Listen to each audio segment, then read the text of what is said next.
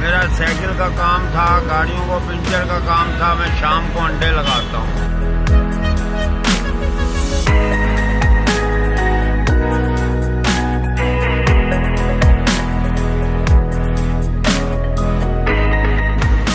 मेरे 3 लड़के थे, तीनों अलविदा हो गए।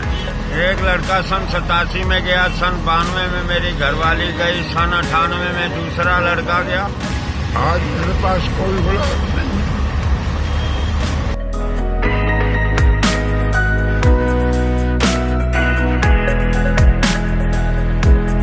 मेरा इंटरेस्ट यही है कि सामने वाले को चीज अच्छी खिलाओ जो आत्मा दुआ दे।